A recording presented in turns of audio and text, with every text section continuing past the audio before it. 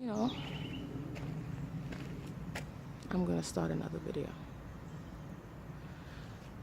What happened? Okay, okay, it said something on my screen. I hope that this is still recording. You know, I wanted to, I wanted him to be there for me and I wanted him to have my back, but he didn't. So I was like, I'm leaving, because the whole family now started turning against me. I had to get out of there with my son. You know, the whole family started turning against me. Mind you, my husband had just, as when we were friends, before we got married, he had told me that he just found out that he's having his second child, a daughter. And, you know, I was there for him and told him that it would be okay. Everything happens for a reason. Understand the third. So now, not only we're dealing with that, but now we're dealing with popping up to everybody that, oh my God, all of a sudden you have a wife now? You know, to go and tell the other mothers and different things of that nature. So it was kind of like a big deal for our world, for everybody to be like, wait a minute, you're married? Because it was just like that, man. I tell you, it was May and we got married in August. So we went through it in the beginning of our marriage. And when I tell you, this was my love.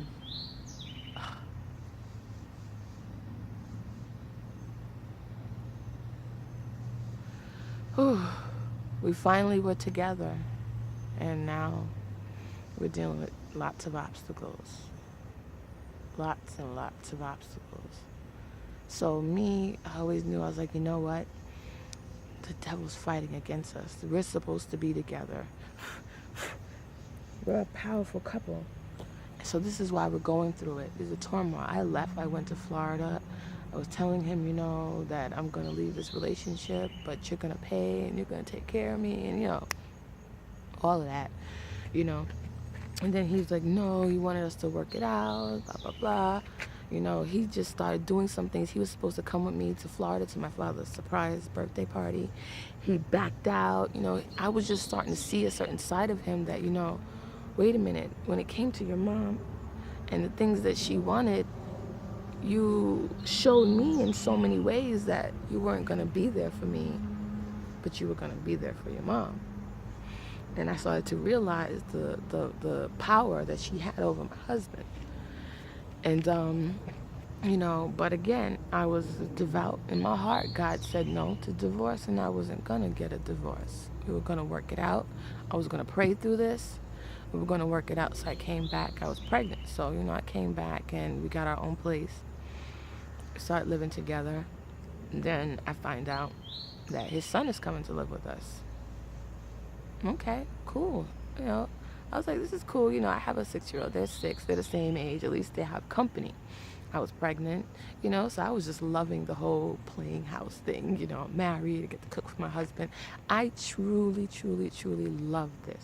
I loved that situation that I was in. Thank God, I was able to stay home. I got unemployment, so I was able to stay home for first couple of, like about a year or so. So I was there to take care of them, got them ready for school, put them on the bus, be home with the little one when he was born. And, you know, then all of a sudden things started getting different. My husband started treating me differently.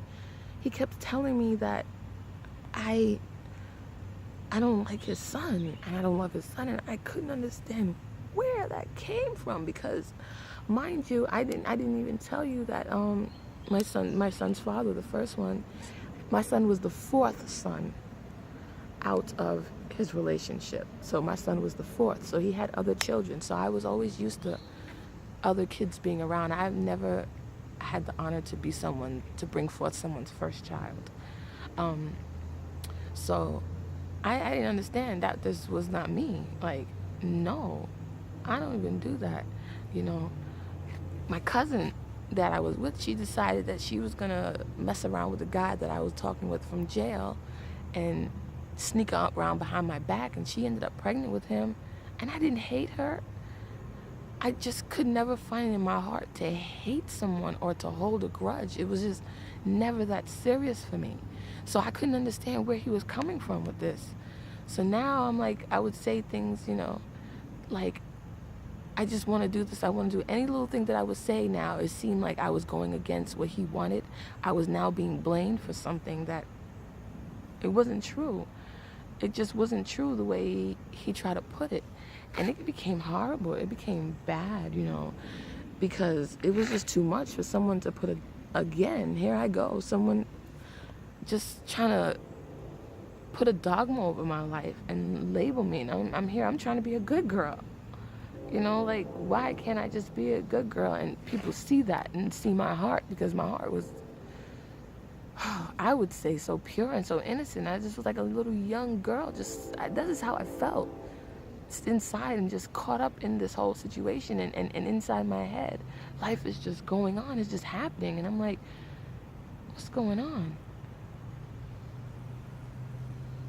I'm so sorry this story's long, but I have to just get it out. It's going to get out in one sitting. And if there's other things that I can talk about, as far as little details in between these stories, I will in the future, but I'm just kind of giving it all out. I'm like literally vomiting right now, and can't stop. Even if I want to, he just keeps telling me to go. So we're there, and now this whole thing, the mother is not liking me. Now I have to deal with my mother-in-law not liking me, my sister-in-law not liking me. They weren't there. They didn't come to the baby shower. I'm seeing a side of people that I've never seen, because again, I was so naive. I had a large family, so I never really experienced life the way I'm experiencing it now, and seeing things from people the way I'm seeing it now. And but I'm pushing through it. He gave me strength to fight through it. The son, he lived with us, took care of him the best that I knew how. I didn't grow up with hugs, so nobody got hugs. Nobody got kisses. It wasn't intentional. I just didn't grow up with it. So, it was hard. It took a toll on our relationship. We just never connected, me and my husband. And then to find out, he wasn't really a churchgoer, so it just was like a big, oh my God, what did I step into? That's how I felt, because I'm getting fighting back from all this, and this is not what I wanted, because I saw things different for myself. We moved, and we're in our own place, and we're living together, and things started getting up. I got a job in a hospital, and my son, I had to send him to daycare. I wasn't really ready, but, I guess I had to work. So I sent him to daycare, started working at this job, and started getting myself together. I put on some weight, and, I'm starting to get myself together, getting back, starting to lose the weight, and working, and, I got hired onto the job permanently.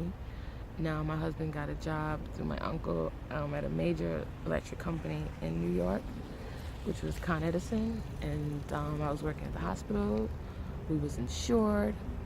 Mind you, we were supposed to get a house, because I had it all set up. We were supposed to get a house in Florida, but he backed out of that deal. So now, okay, we're moving forward. We're getting another house, because through the job I had got a grant, and I was working on that deal, and we were in a contract with that house. They were going to get a new bathroom and everything. It was through the grant program. And then he decided that he wanted to move to Georgia. And I kind of was like, I'm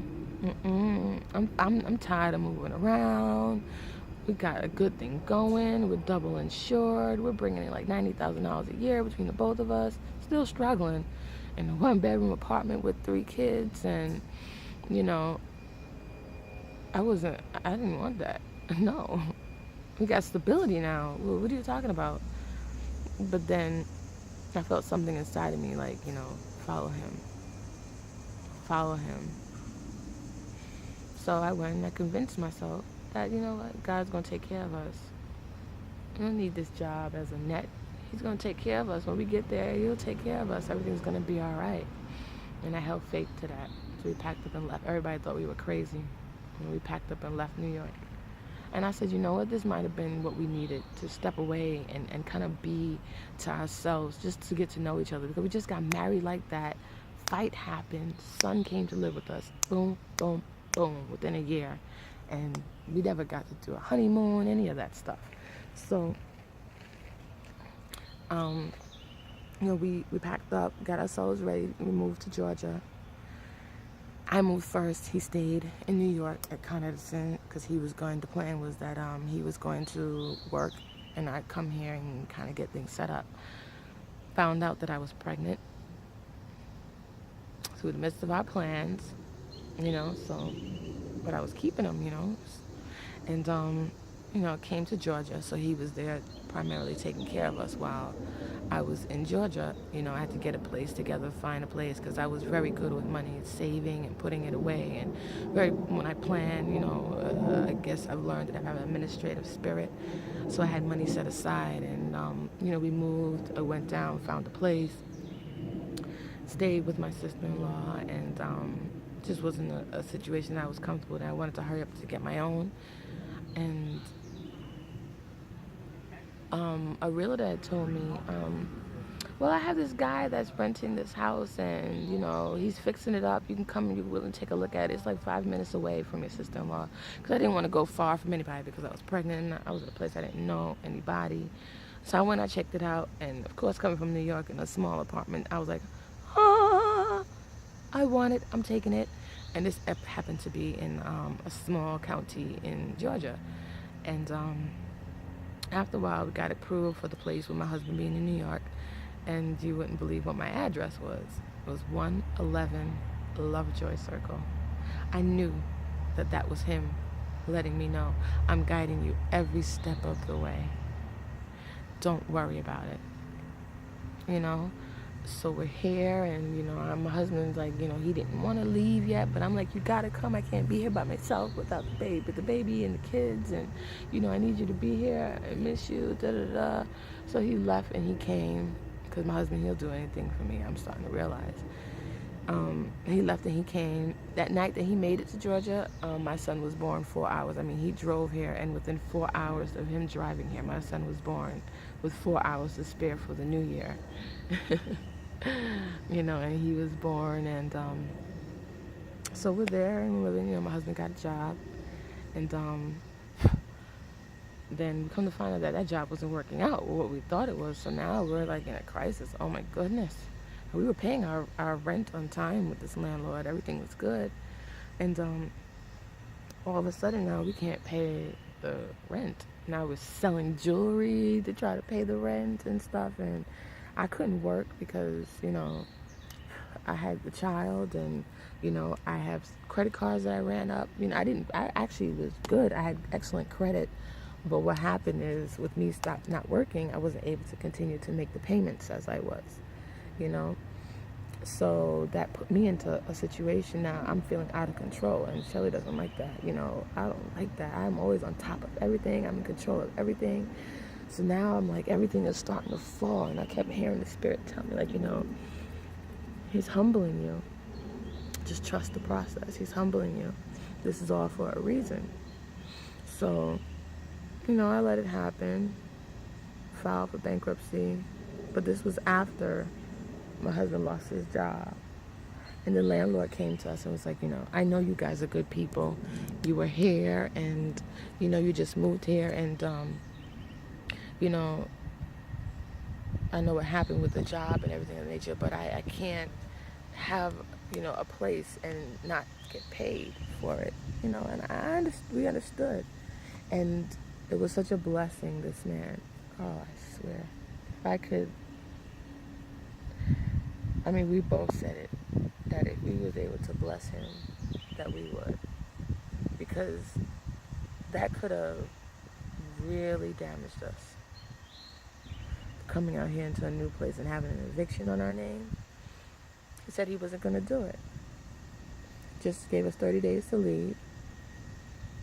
He wasn't going to do it. So now we're like, oh my God, where are we going to go? I was supposed to go to Florida. I was thinking about going to Florida, whatever. His friend said no. He's not going to do that. He doesn't want to see a family separate themselves. So he allowed us to come in. We were blessed with our own 3-bedroom upstairs with furnished everything. We had our own little section, had my child. And within that, let's say a week or two within that, my husband was going to, he was starting to get into listening to this men's meeting at church. And he was going with the kids and ended up into a car accident. completely totaled the car. So now, jobless, homeless, and carless. You know. But I did say, I had my license to fall back on. So I said when I came here, I was going to work on that. I got myself a little job into a salon and started, starting to try to work. So the friend did say, after a while he was going to look into trying to, revisiting the situation and give us time to get on our feet. So when I started working, I guess it was getting close to that time that they wanted to, get some help, which I didn't mind. My heart was always humble. I said, I can't live in these people's house and not do anything. So I would clean up, wash the dishes, sweep up. Like, that would be of servant to them. That was my way of paying them and showing them that I was thankful for them allowing my family to come in. It was 6 of us, mind you, because my stepson ended up coming to live with us in Georgia. Mind you, we didn't have any money. So again, every time we tried to establish a life together and build, it was always something that kept. Now, I'm not saying that the situation, but it was, we were never able to fully establish a proper foundation. And allowed him to live. And I told him that this wasn't. I didn't quite tell him that it wasn't the right decision because I was afraid.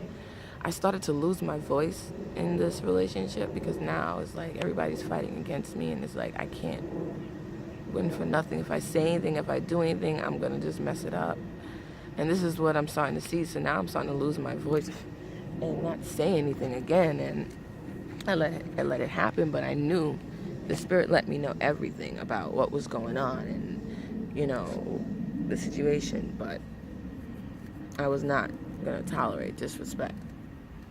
And it was a battle with having his son come and live with us because he was raised one way and I was raised one way. I believed things to be a certain way, and the way he did was to believe a different way. I was okay with him being there, but I always felt that he had to adhere and follow the rules of the home in which he was in. And that was important to me because I didn't want any disruption in my household as far as on how I was raising my children and how I wanted them to live. So it became another turmoil, a fight between me and my husband again because he's thinking that I'm just being mean to his son and, different things of that nature. They wanted to spoil him while my children were suffering and we didn't have any money. I couldn't let that happen. I felt that it was only right that he be with us and suffer and grow with us, and we grow and become a family together. So I guess now it's making me look like I got a problem with his son and this, that, and the third. And this dogma has been over me, even with his family, everybody. And I couldn't shake it because, this is what everybody believed. And I'm like, I'm starting to gain weight. I'm just not happy. I'm losing myself. But during that time while I was here, I got to know God, and He was teaching me a lot, and I grew as a person.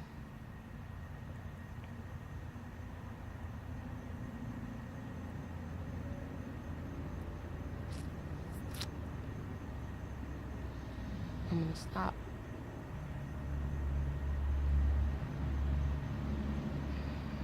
I'm going to stop. I'll continue the rest later.